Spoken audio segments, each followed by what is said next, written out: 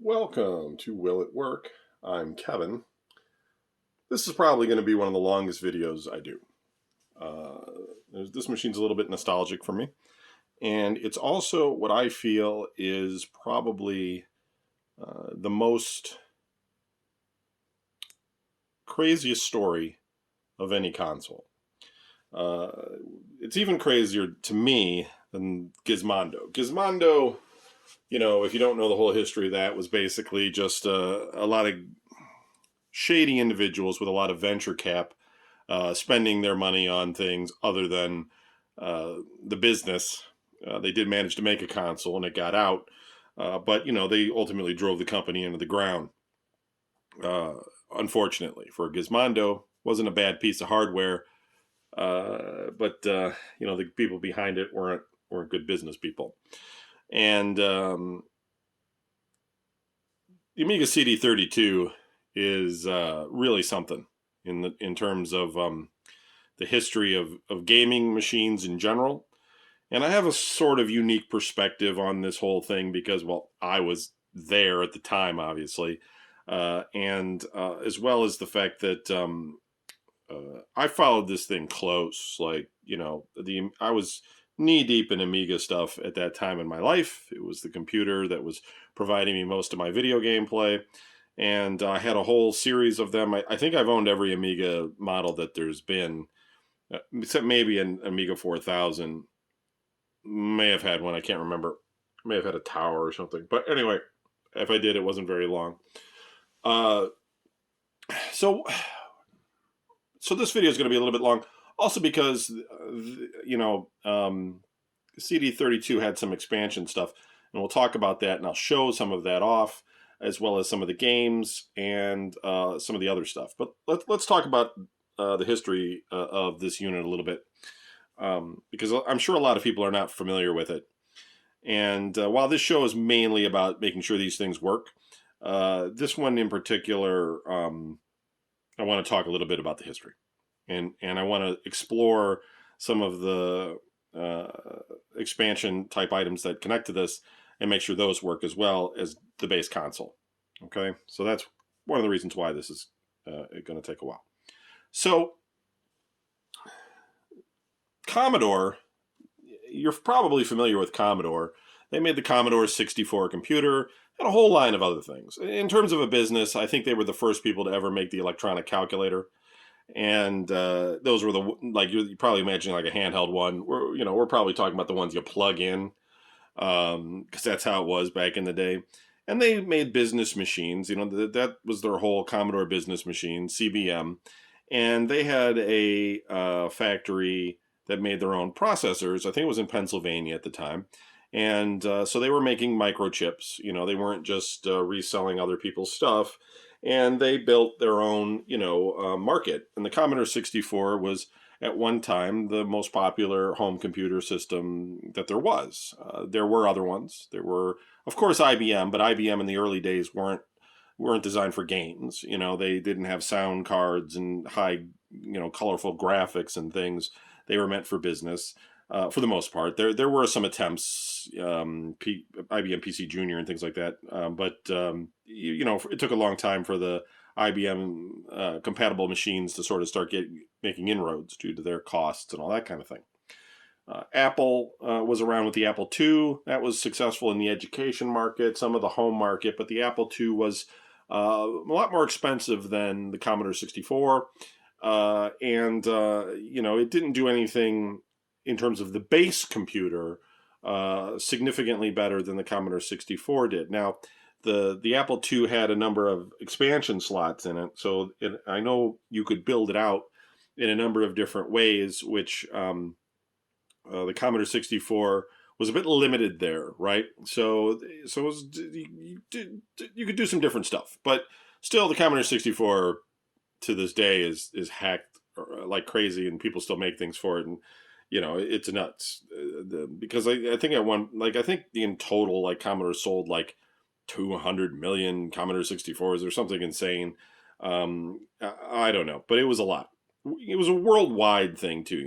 It wasn't just in America or in Europe or whatever. I mean, it was Commodore 64 maybe it wasn't too much in Asia, but it was everywhere else. It was in South America, and it was in Australia, and it was everywhere. And so Commodore made a lot of money on the Commodore 64, and they had followed up with the Amiga line. And the Amiga 500 was sort of like the Commodore 64 in the sense that it was sort of a base model that got you into the 16-bit world. And it was fairly powerful when it first came out. And a lot of people owned them. Not as many as owned Commodore 64s, but people that had money, because it was an expensive purchase, were able to purchase an Amiga computer and play a lot of games on it. It was mostly what was driven by it. And that was relatively successful.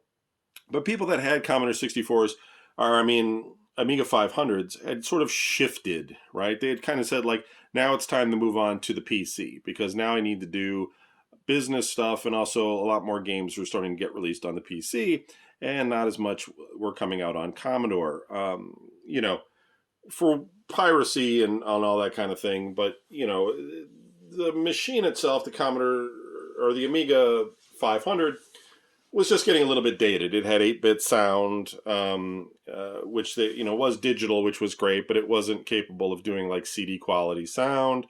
And, all of these things, I know people that are Amiga purists will be like, well, you could get this expansion and you could have that. I realize that.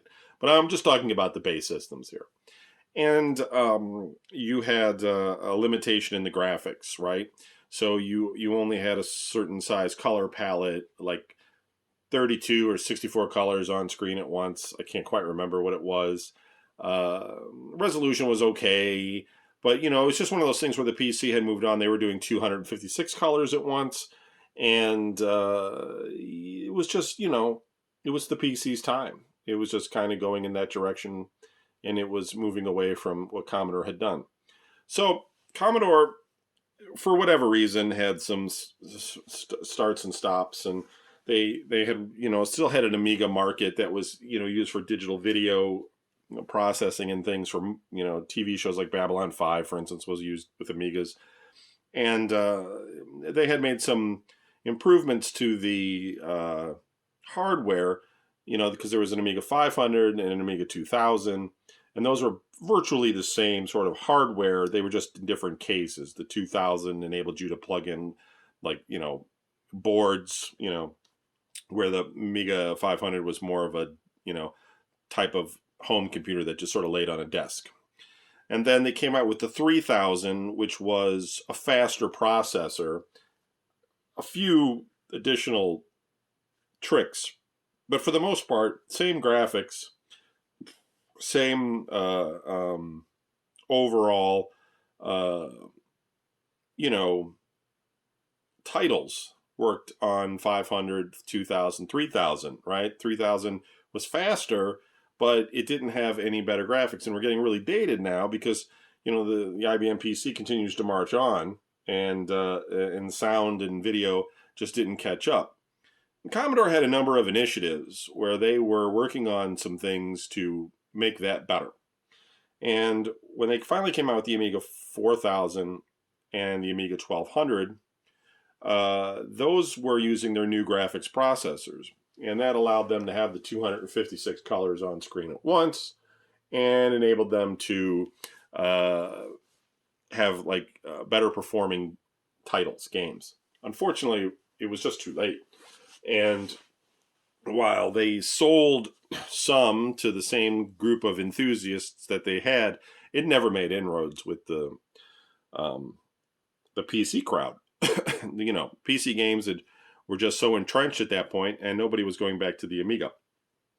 So it would have been nice had, when they had gotten to the point of having the AGA graphics, as they're called, advanced graphical architecture, that they had made a bigger leap than they had, right? And especially when it came to 3D processing, doing a lot more math processing, and it just wasn't there at that time. And well, history is what it was. Commodore was just burning through cash. We were a big company. They were an international company, and they needed a product that sold. so that they could make money. You know, you can only sell the old stuff for so long, and so they were just running out of money. So their last gasp was to take the Amiga 1200, connect it to a CD drive, and build it into this game console, the Amiga Cd32. And it wasn't a bad idea. It didn't work, but I will tell you why it wasn't a bad idea. At that point in gaming, you had the Sega Genesis and the Sega CD, right? Which was not great, but that's what you had. And you had the Super Nintendo with no CD.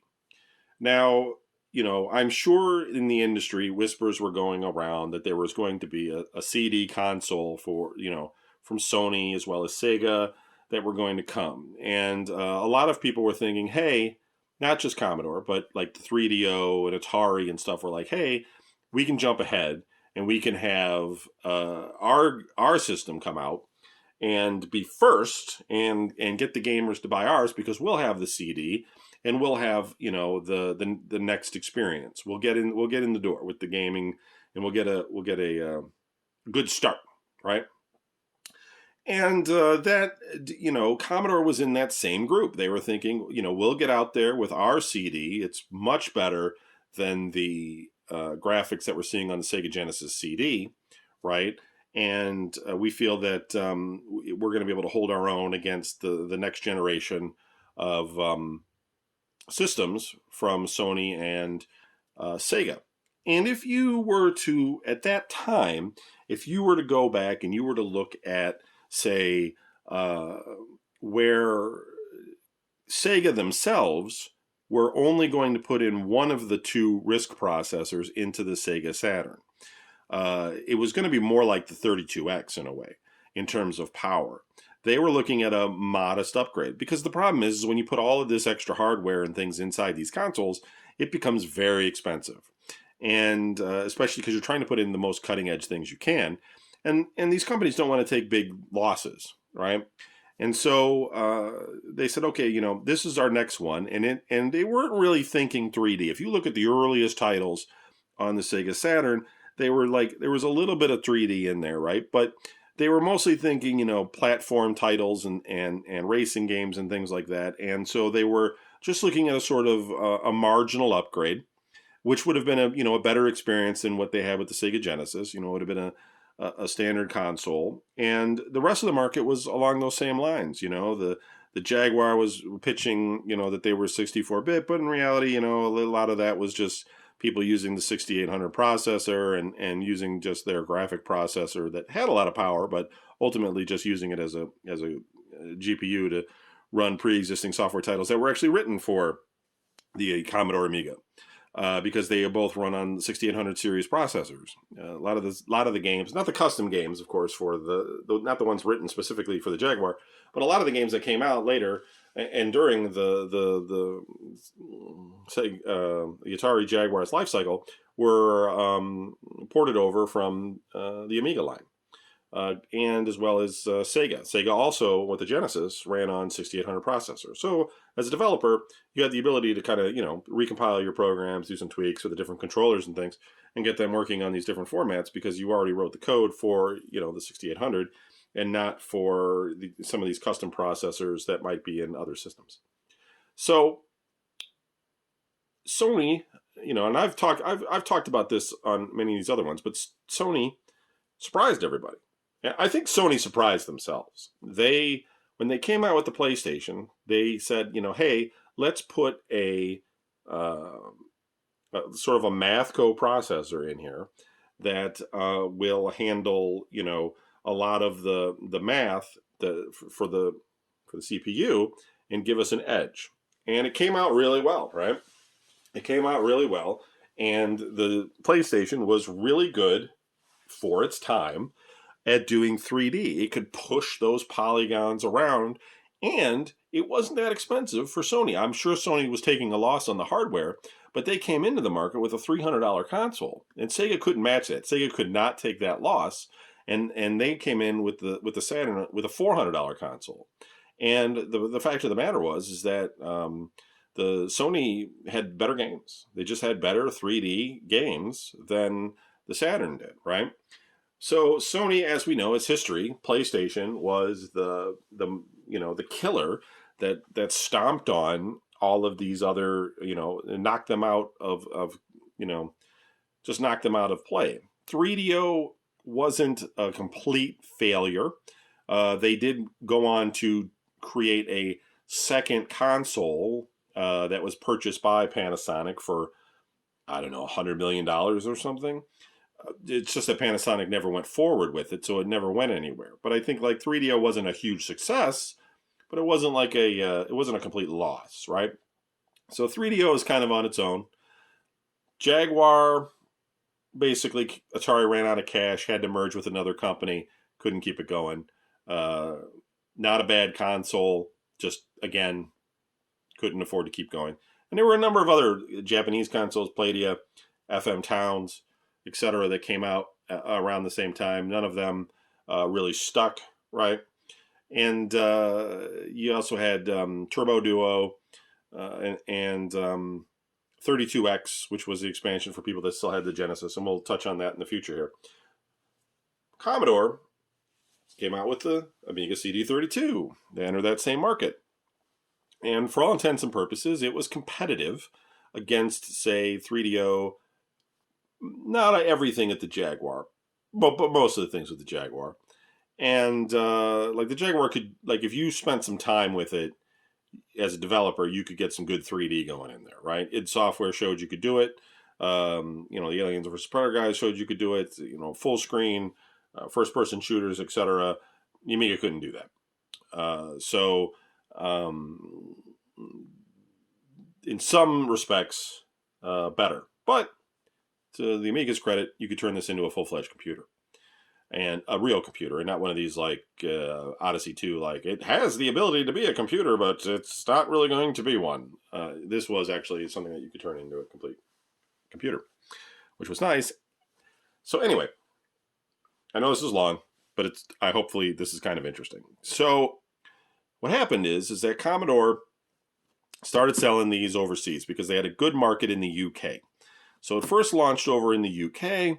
And it was doing really well because the Amiga was still very well entrenched in the UK, and people weren't able to afford, for the most part, PCs. PCs weren't the thing to have in the UK at that time, and Commodore was doing gangbusters over there. Like Commodore UK was an independent company, and it was just rocking, right? And for the most part, inside Germany and France and Italy and stuff, they had their own Commodore markets over there, and it was still pretty healthy, right? Because the PC just hadn't made the inroads over there yet. But in the UK, it was definitely like it was its own big thing. So Commodore, they went and they got a factory in the Philippines, and they built I don't know, about 100,000 Amiga CD32s. But I think that was like the total amount they made of all of them.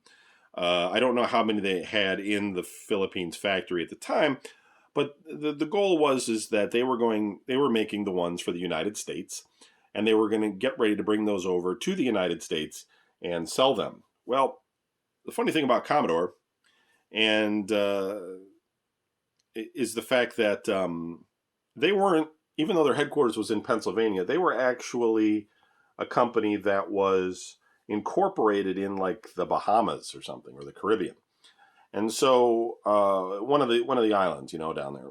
And so they had not paid a patent royalty for the ZOR patent, the XOR patent, and they had been sued along with Microsoft, Atari, and some others by the people that owned the ZOR patent, and they had lost. Everybody else had paid the royalty, but Commodore didn't want to pay, and probably couldn't afford to pay, $5 million at that time, quite a lot of money, to the patent things. They refused to do it. So a judge ordered, hey, then you can't bring anything else into this country, and created an embargo on Commodore. Commodore could not import their consoles. Funny little fact about that.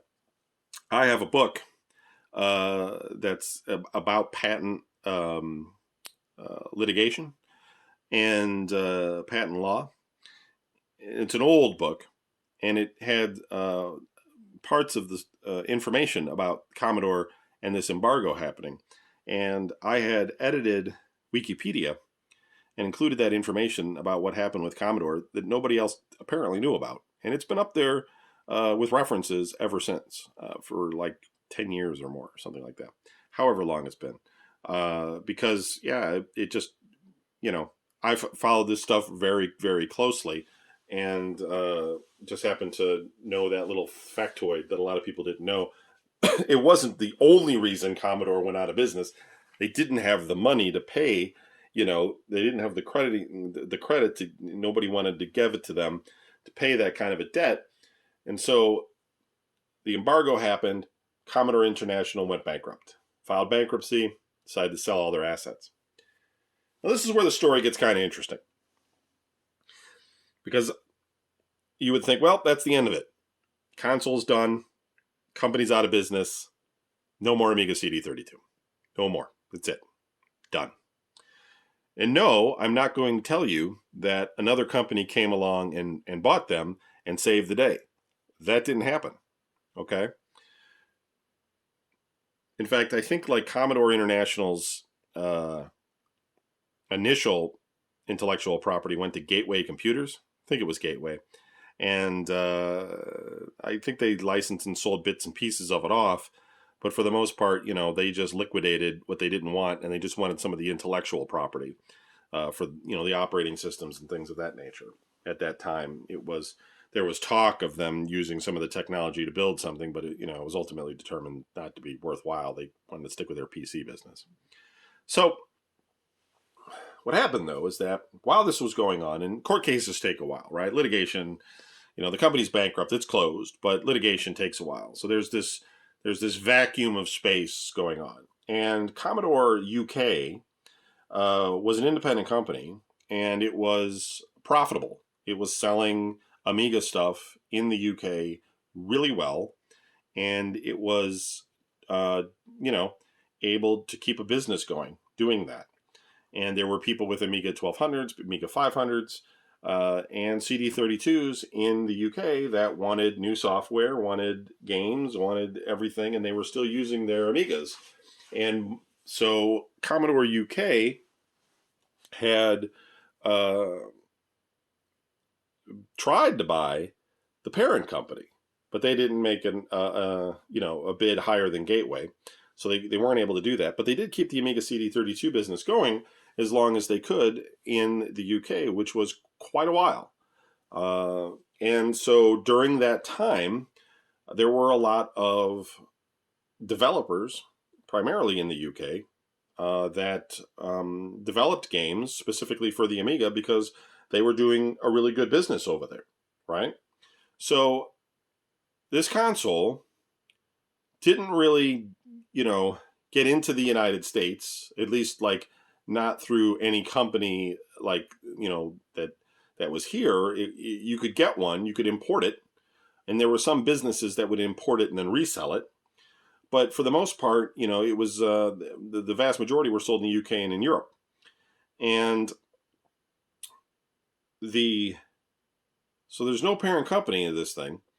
And still, right, there was something like 200 titles released for this thing. Or at least like 150, I think, or 130. And if you think about that, that's a lot. That's a lot of games for a system that was basically dead on arrival. Like, we've looked at systems, so far in this series that had some pretty good backing behind them, and there's only had a handful of titles, right? 10 titles here, 6 titles there, maybe 30 titles or something. This thing had like 150 titles, and some people would say, well, a lot of those were just, the games on the Amiga that they had ported over to the Amiga Cd32. Yes and no, right? Yes and no. But yes, it ultimately you had to make it on the CD and support this game controller and stuff. You couldn't just say like, oh, this is going to be an Amiga game, I'm going to burn it to a disc and it's just going to work. It's not how it worked. You had to master it to some extent, so somebody was putting some effort in there. But I admit, nobody was necessarily designing totally new games for the Amiga CD32, although there were some. There were some.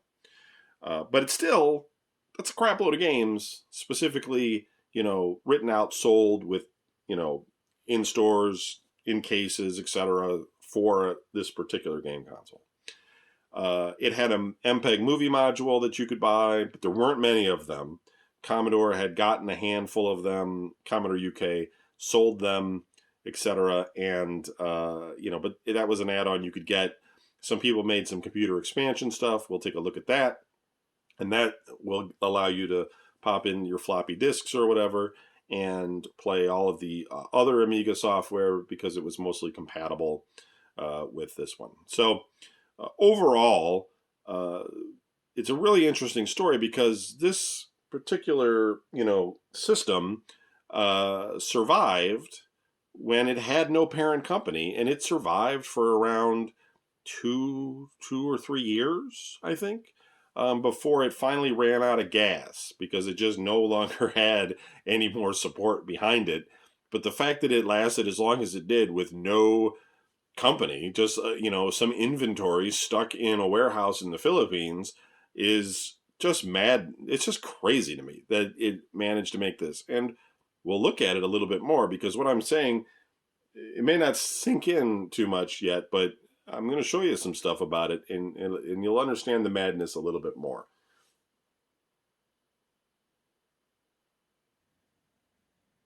All right, so here we're kind of looking at the base console, and I'll probably switch tripods here in a minute. But so what's inside this thing, is that they had the original Amiga 500s, original Sega Genesis, helper processor inside the Atari Jaguar were 6800 series processors from Motorola. It's a popular processor at the time. I think it was fairly inexpensive, and it ran at about 7 megahertz. Commodore wanted a 32-bit system rather than a 16-bit system, so they put in the 68020, which was the next upgrade from the 6800. And the 68020 ran at about twice as fast, but it had like a pipeline, and it had some cycles to which it would do things twice as fast as the 6800. So in some ways it was about 4 times as fast as a 6800 that was in like the 500, etc. So it's a good step up. But they were using the 680 EC model. And what that meant was that while the processor was 32-bit and it was communicating in 32-bit to every piece of hardware, it would only address up to 24-bit memory address space of memory. That's not a big deal. What that means basically is that if you wanted more than 12 megabytes of memory in your console, then it wouldn't support that. Well, it only has 2 megs of memory in it, I believe. And you can expand it. But they weren't expecting anybody to use more than 24 or 12 megs of RAM, even if they were going to expand it. It wasn't normal at that time. Even on the PC, I think you would use like 8 megabytes of RAM. A lot of people started, it was kind of like how people did with gigabytes. It was like, it took a while before anybody was like, yeah, let's get 16 megabytes of RAM and that kind of thing. So ultimately it was 32-bit, but the AGA graphics, they really weren't 32-bit. I think maybe they had some 32-bit registers, maybe, but I believe it's a 24-bit graphics system. So really, yeah, it's got a 32-bit processor in it. Okay. And you're writing 32-bit code and you're compiling it, but you're sort of accessing the graphics in a 24-bit display. I kind of think the Commodore Amiga CD32 is sort of a hybrid 24-bit, 32-bit system. The FM Towns Marty was, officially the first console that was 32-bit, but it never really got outside of Japan. Commodore at least got this through Europe and the United States, or North America anyway, since it wasn't legally allowed in the United States, as the first 32-bit console that somebody could have. Who cares? That gamers at that time thought more bits was better, but it really wasn't that big of a deal. It was mostly just marketing. So you got your CD drive here, And while this looks like it might have a speaker, it does not. There's an expansion bay back here. It does have a TV out, but it also has composite outs and a super out. Reset button. There's a volume control slider for headphone jack. And your controller is this horrible thing. This sucks, but luckily it's a standard 9-pin kind of deal, or whatever it's called, D-pin. The same kind of thing, because on Amigas, you basically would use, in the early Amigas, you would basically use an Atari joystick, like one button joystick, for most of the games that came out. You had a keyboard, right? Where here you don't. So the keyboard, you could have a lot of, additional, how it is, gamers. You've all used a PC with a mouse and a keyboard. But the Amiga, this was the first controller from Commodore. I think there was a Pro controller, but I don't know if it was official. There are other controllers today that you can still order.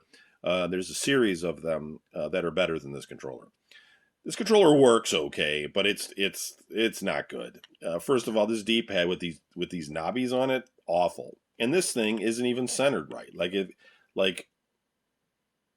I don't see how those arrows are. Like, if that's straight up, then the other one's not even straight down. If that one's straight down, you'd have to. It's not good. And you got these 4 buttons. They're not. They don't they don't push back very much. They're not sinking in too much, but they're not good, right? You got a start, stop, and you got a couple of bumpers. Bumpers are okay, but the whole configuration, this isn't uncomfortable or anything, but it's not good. It's not. It's pretty awful, but it does work. So, because we've looked at a series of things. There's a lot of things that just the controls just don't. They're just terrible. They don't work at all. But this does work. It's just in terms of a next generation controller, they could have done a lot better than this. This was probably the weakest thing of the whole system. And not to say that there aren't other weak things, but this is the weakest. Okay. So I wanted to show you, before we switch over to the, and testing the video and stuff, I wanted to show you a couple of knick-knack things for this that you might all find rather interesting. Okay. I do have some marketing stuff here. It's slamming time. Amiga Cd32, the ultimate games machine. 16 million colors, 32-bit gameplay, double speed CD, music seats, cares, competitors beg for mercy, and you could find your nearest location. And it says Amiga Cd32 beat Sega CD, Atari Jaguar, Philips CDI, and 3DO from Electronic Gaming Monthly magazine on their buyer's guide, saying it's it's so much better. It's better than this 3DI or the CDI. It's better than the Sega CD. Jaguar, it's coin flip. Depends on the game. I think 3DO is better. I do. I just think 3DO, it had Electronic Arts support, had a lot of titles. It was a good system. But anyway, so we got that marketing right there. And then they had a Amiga CD format magazine. And let me switch tripods and I'll zoom out a little bit here. Okay. I'm not going to try and fix all of the things you see in this picture. Just kind of deal with it. So this is the world's best CD Amiga magazine, Amiga CD format. And the idea, I think, when they were coming up with the Amiga CD format magazine was the idea that Commodore was soon to come out with the CD drive for the Amiga 1200. It eventually did, I think. But Commodore was already dead or something.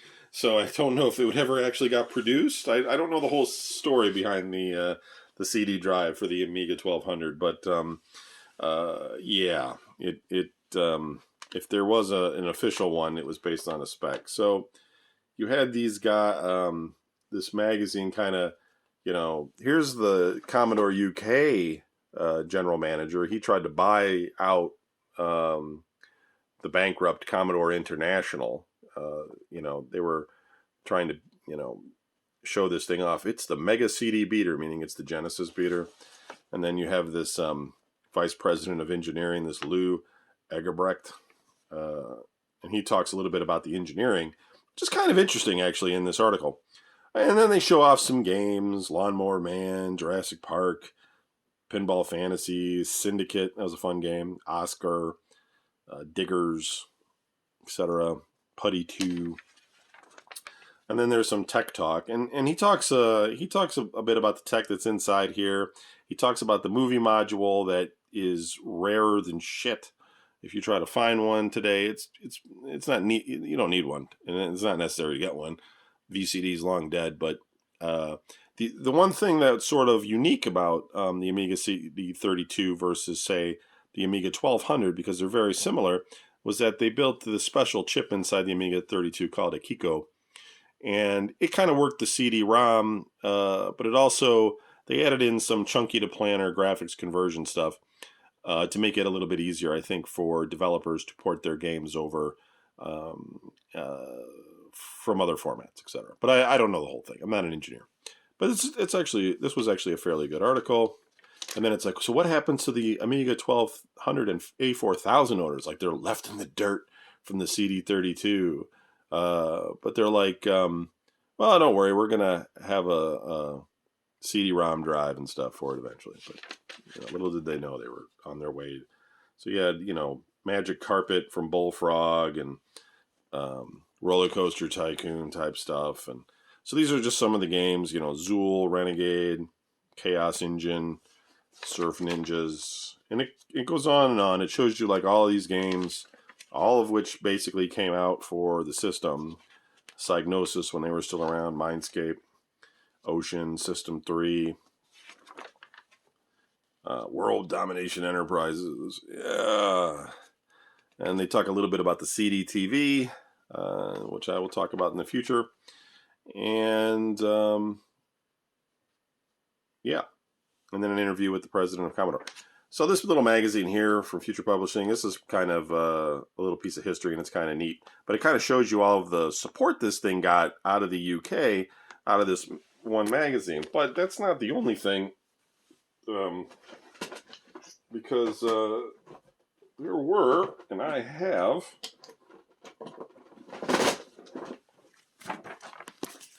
like every freaking magazine, the Amiga CD32 Gamer, right? This magazine was just like your standard gaming magazine of the time, that, would have like a CD disc on it, etc.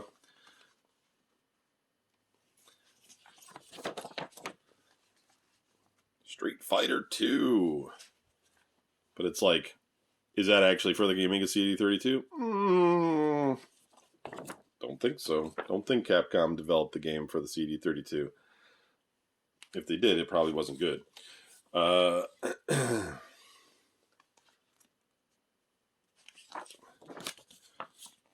Syndicate.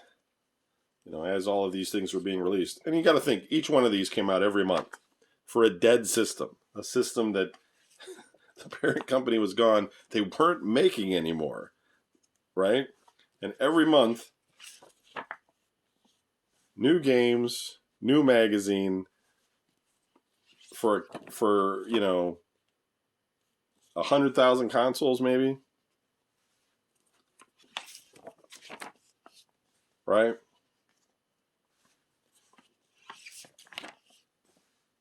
Goes on and on. Issue 3. That's issue 4. This is issue 5. This is issue 6. This is issue 7. This is issue 22. 22. So you're 2 years in. 21. 2 years in. Dead system. Issue 8. Theme Park. Then there was the Best of the CD32 Club you could join. Get educational programs, personal finance simulations, all kinds of stuff. warranty card. And you have issue 20, right? So that's a crap load of Amiga magazines, right, for this system. And each one of these magazines came with a disc. And I have all the discs.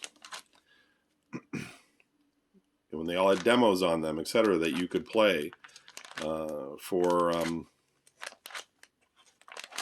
what was being worked on, and demos and utilities and things too, that was in the public domain. So that's kind of crazy to me. That's crazy on a whole other level, because we've looked at systems that failed, and we've looked at systems that were around for a little while and then failed, and they didn't have freaking 2 years worth of magazines and CD covers for them. It's bizarre. And there was also an American magazine, Amiga Game Zone. Came out for the CD32 section. And I will tell you that it's ridiculous. This came out when the company was done. And they couldn't even get the CD32 in the United States. You know what I mean? Like you could. I did. I got it from Canada, right? But it wasn't even sold here. But there was a magazine for it. There's a magazine for everything, right? And they had expansions and stuff, and reviews on the latest games, and came with a data disc, etc. Just shockingly weird to me. And this is why I just think it's really an interesting story. So let's put that away. Magazines. It's what you had before the internet. So, this is an example of a game box. It's just like your standard CD game box. Nick Faldo's Championship Golf. This comes on 2 discs. It had the booklet inside. So it wasn't like any of this was like some guy burning a CD at home. These things were, published in normal, media boxes and sold in stores. Here we have the Chaos Engine from the Bitmap Brothers. Same thing, in a decent case. We've got Disposable Hero. This is your usual shooter type of title. And this is just a music CD, right? Oh no, this is like Goldfish. So this is just like a Fred Fish thing full of like thousands of floppy disks of all sorts containing a lot of free software. You could put it into the CD32, but you need like a floppy drive connected to this in order to actually get any value out of it, really. And so we will look at that as well, and we'll come back to look at the expansion on this, because I want to check to see how any of that is working at this point. But I'm sure you're curious as to where we are with actually seeing some demonstrations of the games, and we are going to do that next. Here's an example of an Amiga CD32 in a cardboard box. It got a little crushed. I don't know if I crushed that or somebody else did.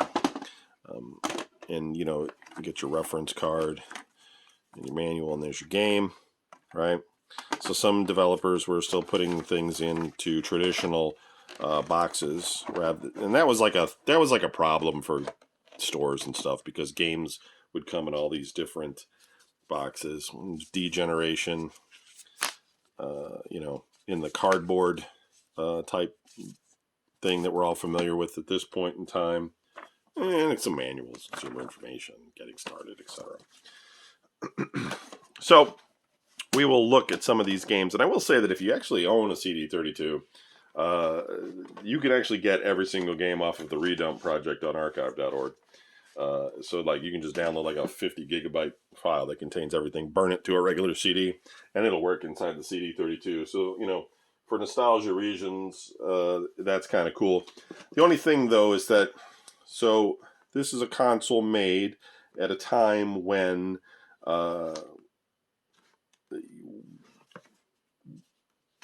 North America power was, had our TVs running in a different resolution than the TVs that run in the UK.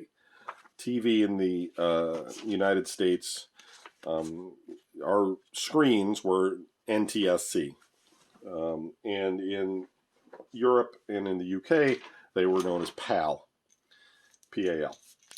And many of the games almost all for the Amiga CD32 are in PAL mode.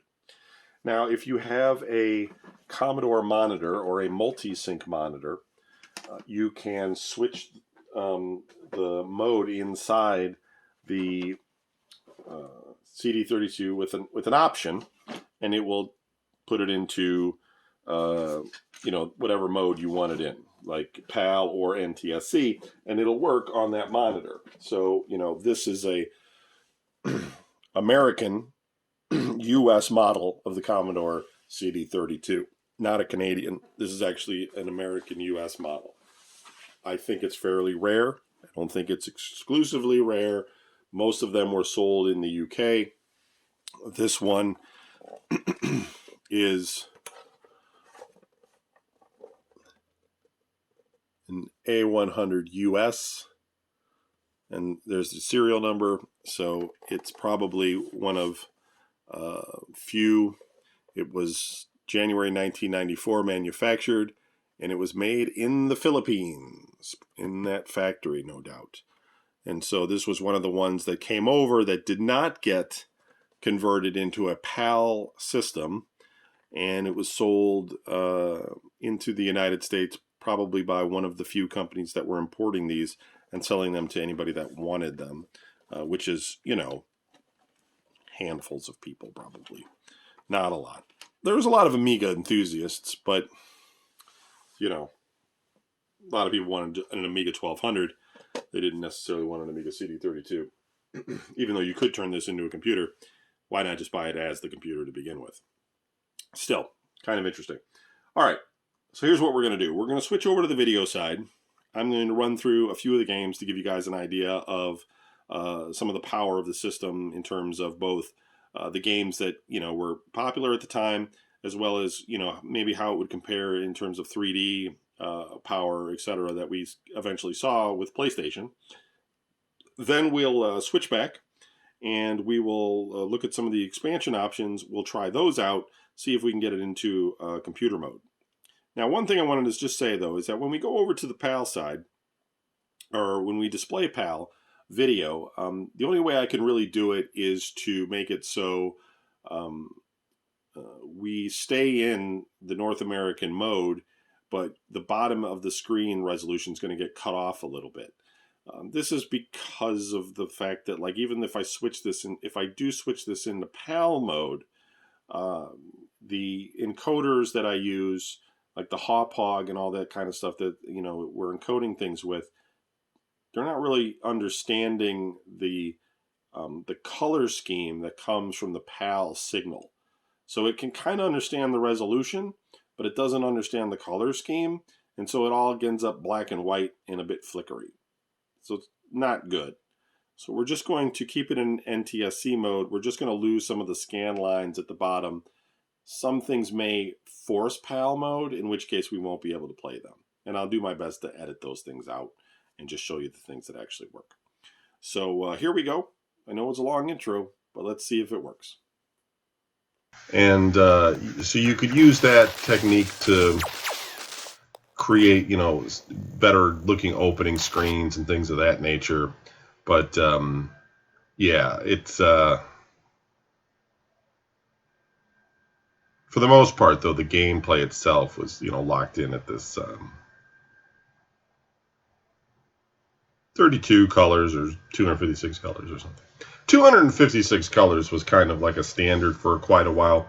The PC, a lot of games that came out on the PC in the 386 days were 256 color. I believe the Super Nintendo was a 256 color system. The Genesis was 64 colors, I believe. And I think the Genesis had a palette of only like 512 colors to choose from or something limited like that. I don't know what the palette was in terms of the Super Nintendo, so it just sort of depended. So this is like some little adventure game type of thing that you could play. I'm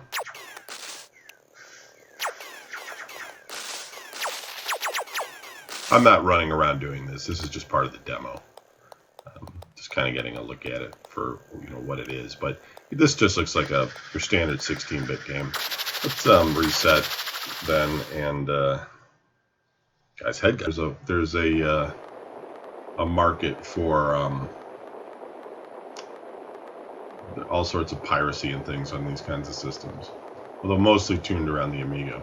So, this is another example of them doing some 3D graphics, in the terrain, but of course shrinking the window down and making it look like you're in a cockpit view in order to maintain a decent frame rate. Again, it's a demo. It's just kind of showing you, that it can do this kind of thing. But again, the processor didn't have a floating point unit in it. It was pretty weak as far as I understand it.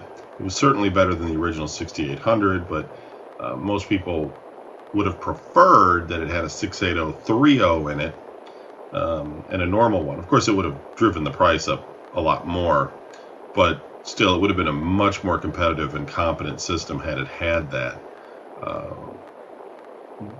But overall, I think for the games for the time, because they weren't thinking PlayStation's geometry engine was coming. This was considered pretty good for making the leap from before, like, look at this and then look at Star Fox, like the original. It's all vector lines and stuff in Star Fox, and here you've got texture maps on top of like a mountainside, etc. Even with the smaller screen and everything, you still have a pretty healthy advance in terms of where they were going.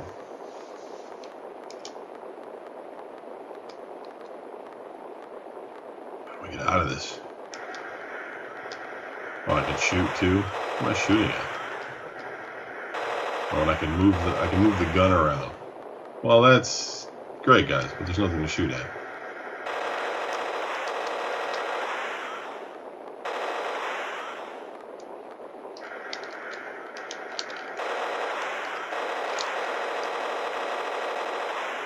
All right, we'll go back to the PlayStation. So there was no need to have the Saturn as well, or for me to have the PlayStation as well at that time. Although I did get one later, of course. But this system just had some real interesting novelty to it. That introducing the Amiga Cd32, the world's first 32-bit turn this up a little bit. You guys can hear what he's saying. Development, Commodore's advanced graphics architecture chips allow finer detail than any competing product, and over 250,000 colors on the screen at once. Combine this graphics power with the mighty 68020 microprocessor and CD stereo sound, and the possibilities are limitless. Pretty much not limitless. Plenty of limits in the CD32.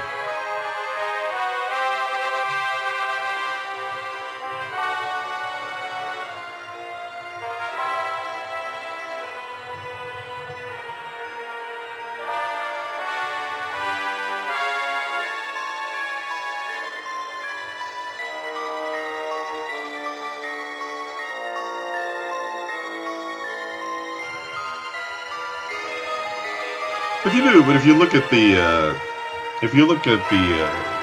what they're doing here with this demo disc and showing off some of the features and stuff, and the way all of this kind of comes together is, Commodore, was a big company before they went bankrupt, of course, and so they had resources to do all these kinds of things. We look at a lot of other game systems that came out from smaller companies, and we don't, we're lucky we get some games. We get like 6 games for it or something. We don't get demos and all sorts of things. And so you know, give the CD. Layers activated. Yeah, so this is just like your early type of like, you know, I don't know, shoot 'em up type of thing.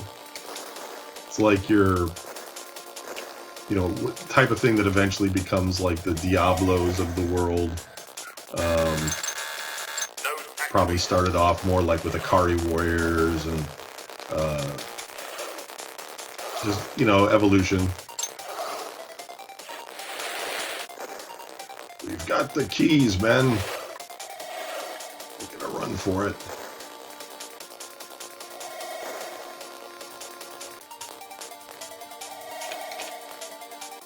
I'm not even sure what the hell I'm supposed to be doing. I'm just kind of running. Woo! Run away, bitches! Over here now.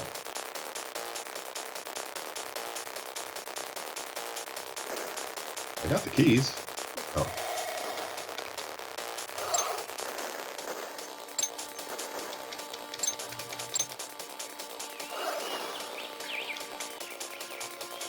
So, like I said, this controller works, but it's not great. Like, it's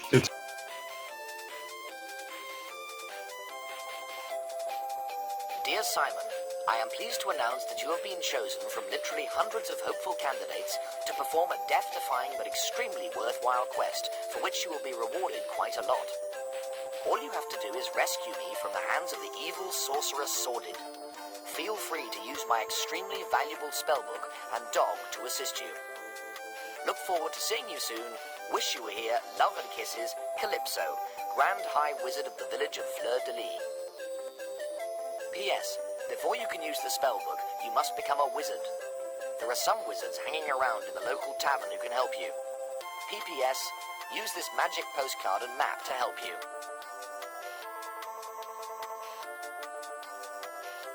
Oh, great.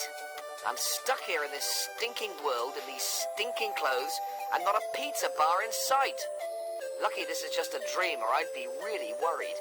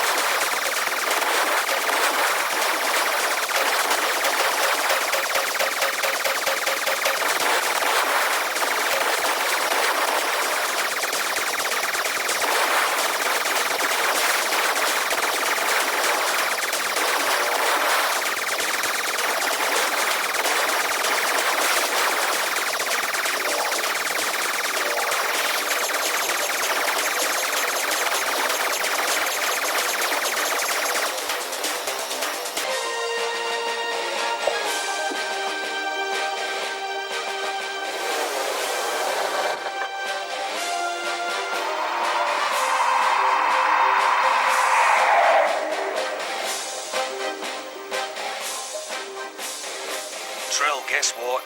The Feds messed up real bad. They've spent millions on the new cop droids, and every so often they go haywire. Something to do with magnetic storms. So Biocore have been framing innocent people to cover it up. You know we gotta help him. And with enough evidence, we can go above the Feds to the Empire and shut him down for good. We'll have to break into the detention center and spring him. But they may not know anything. We gotta try.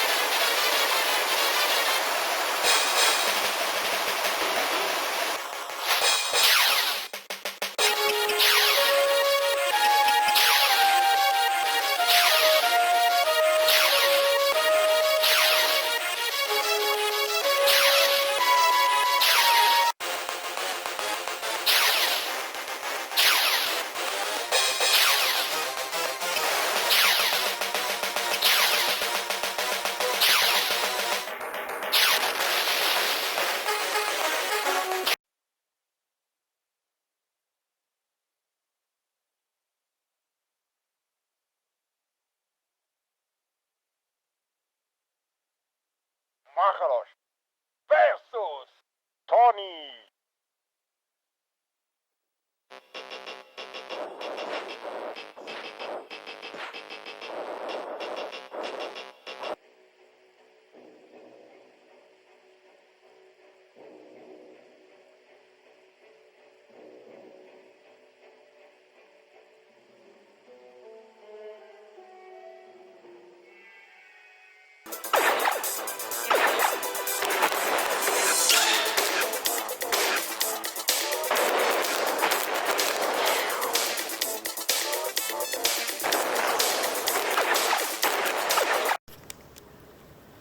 Alright, so a lot of the games that you just saw in that little medley, I had to do a bunch of configuring in order to get them to display nicely for the encoder.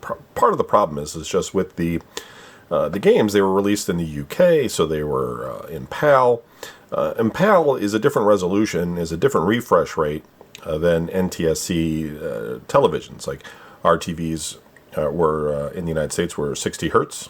Where over there they were 50 hertz. That's not such a big deal in and of itself, but they also had a slightly higher resolution, so they had a few more lines, which enabled the graphics to sort of stretch.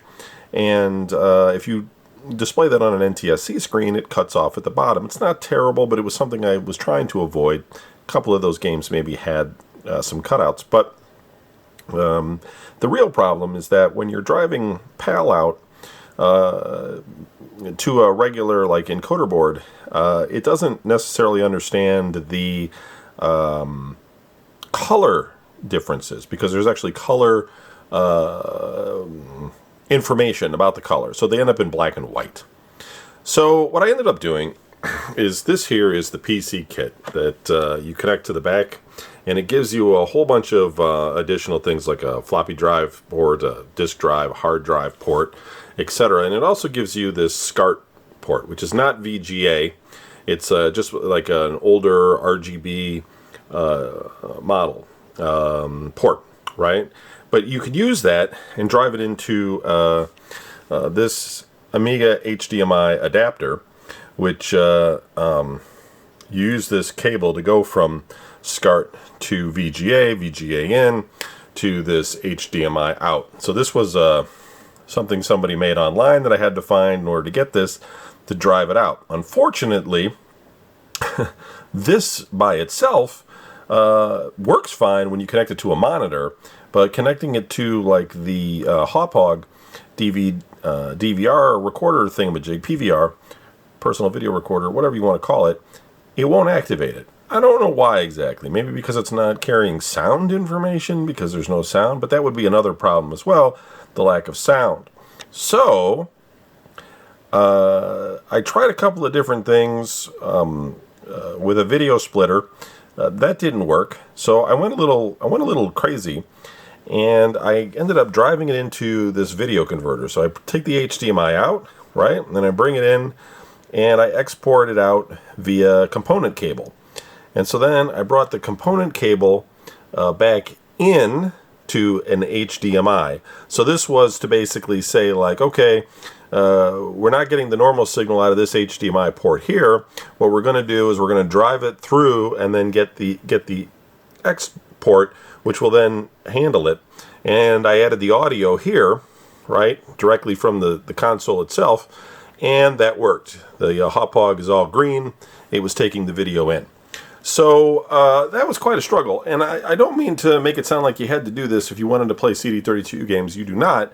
It's just the struggle in order to encode it for the purpose of this show to make the little video game medley that we had there. So overall, the CD32 works really well. It's a nice little console. There's a bunch of, you know, with the ability to turn it into an Amiga computer, gives you access to, you know, a huge line of older games and everything, but as well as, you know, you can connect a mouse and play a lot of these CD32 games with the mouse, and you know, have a pretty good time. So not terrible, but it's just a really interesting piece of history, because, you know, here was a machine where it was released partially before the company went out of business. Half of its inventory sat in a warehouse in the Philippines somewhere. They managed to create a thriving business for at least a year, if not 2 years of it. There were magazines, multiple magazines made to promote it. Developers were developing games for it, and they made hardware expansion systems for it. There's some even available today. And so, yep, just the craziest story in terms of a console that died, and people breathed life into it, and gave it enough support to at least entertain people for a few years until the PlayStation came out. So that's it for the Amiga Cd32. I know this was a long one, but hopefully it was a little bit informative for you, and it helped me try out all this various hardware that I had in order to see if it worked. So on to the next one. Thanks for watching.